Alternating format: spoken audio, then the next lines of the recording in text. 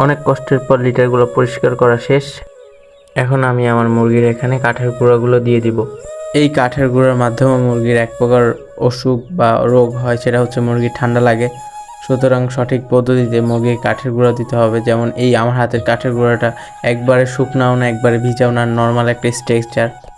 এবং আমি আপনাদেরকে একটা টিপস দিই, প্রথম পর্যায়ে কাঠের গুঁড়াকে অনেক মোটা একটা লেয়ার করে দিবেন না, আপনারা হালকার উপরে কাঠের লেয়ারটা দিবেন।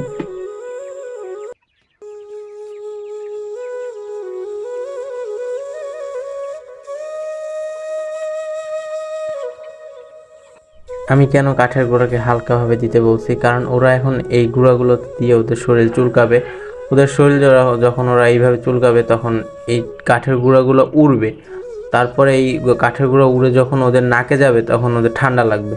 আর এই কাঠের গুঁড়া থেকে ঠান্ডা লাগলে প্রচুর পরিমাণ এটা ইফেক্ট করে